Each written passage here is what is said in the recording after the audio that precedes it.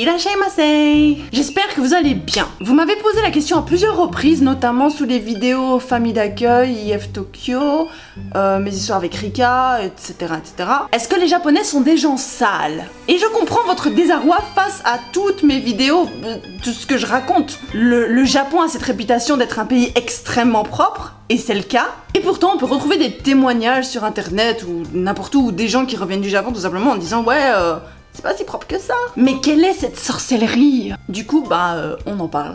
Alors je sais très bien ce que certains... Je m'adresse pas aux personnes qui regardent mes vidéos régulièrement, bien sûr, mais ce que certains vont me dire, c'est... Mais tu fais que raconter des choses négatives. Alors oui, mais non. Je m'intéresse tout simplement à tous les aspects du pays. Je pense pas que vous apprendrez grand-chose au sujet de quelque chose qui vous intéresse, si vous prenez en compte que les choses positives ou que les choses que vous appréciez. En plus, j'ai vécu au Japon, je suis mariée à un japonais, ce qui fait donc que j'ai de la famille japonaise, que je vais voir 2 à 3 fois par an sans compter les business trips de mon mari, vu qu'il travaille pour une entreprise japonaise. Et là, j'ai beau habiter aux États-Unis, étant donné que mon mari travaille pour une entreprise japonaise, je ne fréquente que des japonais. Quasi. Enfin, je pense quand même avoir suffisamment d'éléments en main pour pouvoir partager sans imposer mon point de vue. Qu'il soit négatif ou pas. Mon point de vue et mon expérience, bien sûr. Pour moi, le Japon est vraiment... J'adore le Japon. Et je le dis, et j'insiste un petit peu quand même sur ce point, différence, pour moi, c'est pas un défaut. Hein?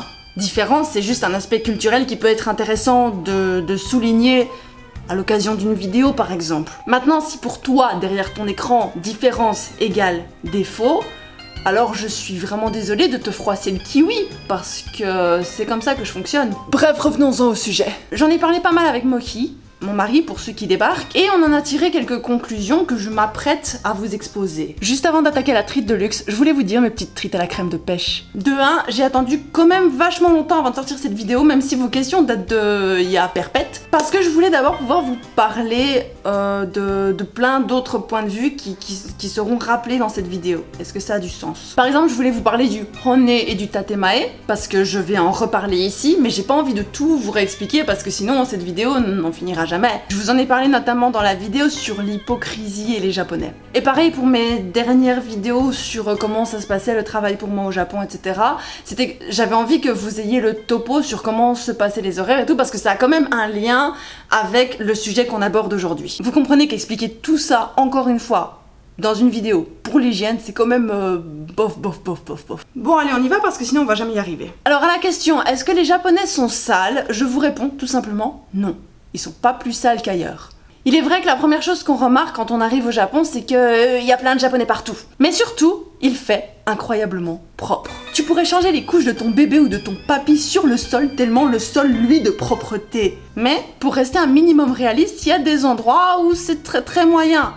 Mais c'est pas grave. Pour être honnête avec vous, et dites-moi ce que vous en pensez, j'ai l'impression que les villes très touristiques, ou du moins les endroits très touristiques, genre Tokyo, Shibuya, etc., même si Shibuya n'est pas considéré comme un endroit propre d'après les Japonais, j'ai perdu le fil de ma phrase. Les villes touristiques, les villes très populaires, en tendance on va dire, genre Kyoto, Tokyo, j'en ai pas d'autres à l'esprit là maintenant, sont quand même pas mal propres. Sans compter les lieux touristiques pour les Japonais, parce qu'il faut savoir que les Japonais sont des gros touristes au Japon. Notamment, je pense là maintenant à Kamakura, qui est extrêmement populaire auprès des touristes japonais. Et bien tous ces endroits sont quand même vachement clean. Ça et les endroits commerciaux du style centre commercial, répétition. Après de manière générale, et je pense ne pas prendre trop de risques en affirmant ceci,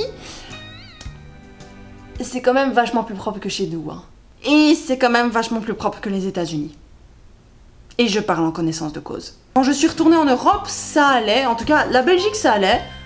J'étais très choquée en allant à Rome, enfin c'était... mais c'est pas le sujet. Donc oui, de manière générale, c'est ni une idée reçue, ni un mensonge que de dire que le Japon c'est probablement le pays le plus propre où t'auras jamais mis les pieds. Alors j'entends souvent la remarque sur YouTube, en particulier de la part des youtubeurs qui font des vlogs au Japon, qui disent qu'il n'y a pas de poubelle. Alors oui, le Japon c'est très propre, mais faut pas exagérer. Je sais qu'ils disent ça probablement parce qu'ils connaissent pas, ou tout simplement qu'ils s'en rendent pas compte, mais c'est juste... c'est pas vrai en fait. Il y a des poubelles, il y a plein de poubelles, notamment dans les combini, les combini qui sont à peu près tous les 100 mètres, hein, t'en trouves un tous les 100 mètres. Pas toujours de la même marque, t'as les Family Mart, t'as les Mini Stop, t'as les 7-Eleven et t'as encore plein d'autres marques. Mais il y en a partout et tout le temps.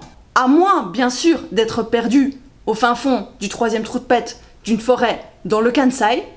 Il y a également des poubelles dans toutes les gares. Et il y a beaucoup de gares au Japon. Il y en a aussi dans les malls. Je sais pas trop comment appeler ça en français parce que c'est pas vraiment un centre commercial, c'est plus une sorte de grand bâtiment avec des magasins. Et en général, le rez-de-chaussée, c'est de la bouffe.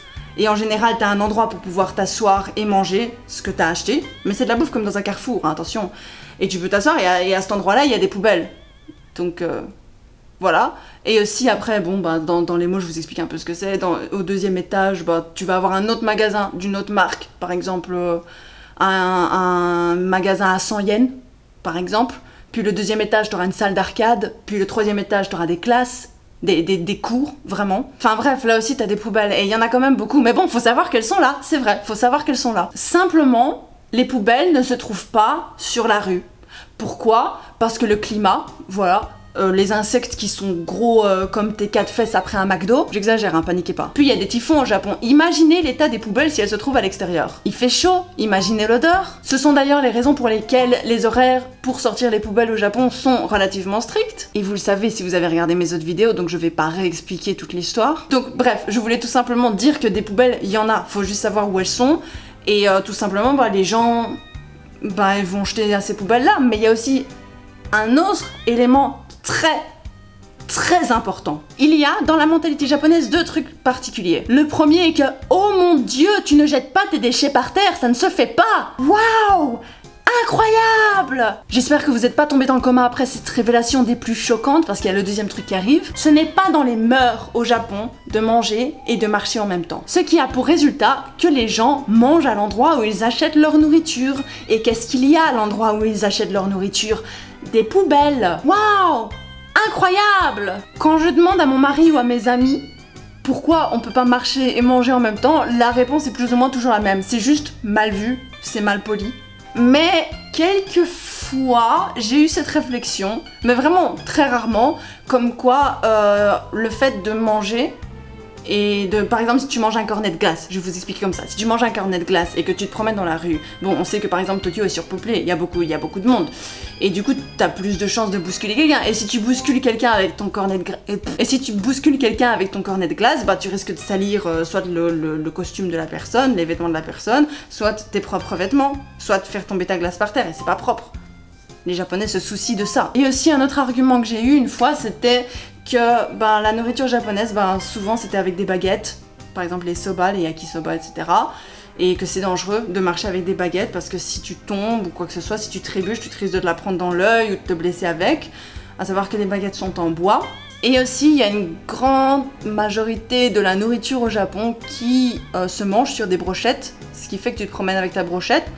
C'est un petit peu dangereux quand même. Par exemple, tu marches avec ta brochette et tu rentres dans quelqu'un, bah littéralement tu rentres dans la personne. Voilà, après l'exception, c'est les festivals. Et là encore, il y a une explication. Ce serait, et ce n'est pas ma théorie, mais celle des Japonais à qui j'ai posé la question, parce que souvent les festivals se présentent sous forme de colonnes. De lignes, de colonnes. Les festivals s'organisent en marche. C'est-à-dire qu'il y a les échoppes de part et d'autre d'une longue avenue. Si on peut appeler ça comme ça. Et si les gens s'arrêtent, ça fait bouchon, tout simplement. En tout cas, je sais pas vous, mais pour moi, ce genre d'argument, les poubelles, etc., ça explique en grande partie pourquoi le Japon est aussi propre, je trouve. Un autre point que je voulais aussi aborder avec vous, c'est par exemple le fait que le Japon est quand même fort peuplé, hein, on est d'accord. En particulier Tokyo. Tokyo qui est une ville surpeuplée, ça on ne peut pas démentir. On pense au fameux métro de Tokyo, n'est-ce pas? Et quand il y a beaucoup de monde, les maladies se propagent très vite. Sur ça on est d'accord. Enfin j'espère. Attention, c'est pas une information que j'ai sortie de nulle part comme ça, hein. C'est une information qui m'a été apportée par le staff à IF Tokyo. Je pense que je le mentionne très brièvement dans ma vidéo sur les cours de japonais à IF Tokyo. Par conséquent, il y a du désinfectant partout, il y a du pchi et des petits machins là où tu dois appuyer et je sais pas, il y a une espèce de... Ah, j'ai pas le mot là maintenant. Bref, le truc pour se laver les mains. Au Japon, fais attention. Et oui, j'ai un petit peu perdu le fil de ma pensée, mais je pense qu'il y a encore 2 points que j'aimerais traiter avec vous. Le tatemae et le honne que j'aborde beaucoup plus en profondeur avec mon mari dans ma vidéo sur l'hypocrisie au Japon. Au Japon, l'image que l'on renvoie aux autres est primordiale et je pense que ça se remarque quand vous allez au Japon, vous verrez que, allez, un petit 98% des gens sont sur leur 31. Être propre et bien sur soi, c'est hyper important et je pense que ça contribue à cette image de propreté qu'on a du Japon. Les gens sont propres, donc forcément on a une image beaucoup plus propre du Japon. Si tous les gens étaient dégueulasses... Si on ose ramener tout ça à une échelle gouvernementale, je dirais, mais attention je prends des pincettes, que les dirigeants font de leur mieux pour donner une très très bonne image du Japon. Une image proche d'impeccable. Et ils font très bien leur boulot. Maintenant que j'ai expliqué tout ça, on va pouvoir aborder le dernier point qui n'est pas des moindres puisqu'il renvoie directement à la raison de votre questionnement. Ce sont les mots de Mohi que je vais vous traduire, plus ou moins. L'explication, donc au fait qu'il y ait pas mal de logements, donc les logements à l'intérieur, parce que finalement, toutes les fois où vous m'avez entendu parler de propreté au Japon, c'est souvent des petits cas isolés, c'est pas vraiment la rue dont je parle pas forcément de ce qu'on voit, je parle souvent de ce qu'on voit pas, par exemple l'intérieur des logements, l'intérieur des cuisines. Donc bref, selon mon mari, le logement représente le honne, et à l'extérieur c'est le tatemae. Donc le honne, c'est ce qu'on est vraiment, c'est le seul... J'ai bugué. C'est un peu la seule partie de toi-même avec laquelle tu peux faire un petit peu n'importe quoi et tout ce que tu veux. Ce qui revient à dire que tu fais ce que tu veux avec ton logement, chez toi, à l'intérieur. C'est ta liberté. Et tout ça sans subir le regard des autres. Le deuxième point, c'est, selon Mohi toujours, que les logements sont extrêmement étroits. Et c'est une pure réalité au Japon, les logements sont très très étroits. Il n'y a pas beaucoup de place, hein, je témoigne. Ce qui fait forcément que les espaces de rangement sont vachement restreints. Il n'y a pas d'espace de rangement. Troisième point, les gens sont extrêmement occupés. Comprenez l'allusion à ma vidéo sur mon boss au Japon. Hein. La plupart n'ont pas le temps de ranger, nettoyer. Tout simplement, et je pense que quand ils ont du temps libre, ils ont sincèrement pas que ça à foutre. Pour moi, sincèrement, ces trois points tiennent tout à fait la route, mais maintenant, faut bien tenir en compte que chacun est différent, et aussi que le système de pensée est différent au Japon. C'est pas parce qu'il est différent qu'il est négatif, hein. Me faites pas dire ce que j'ai pas dit. Par exemple, et vous le savez si vous avez regardé mes vidéos par exemple avec Rika ou avec ma maman d'accueil, leur rapport aux animaux de compagnie est complètement différent. Il y a des choses qui vont nous choquer nous, mais qui vont pas les choquer eux. Et il y a des choses qui vont les choquer eux, et pas nous choquer nous. Par exemple, là, j'en discutais tout à l'heure avec Mohi dans la voiture,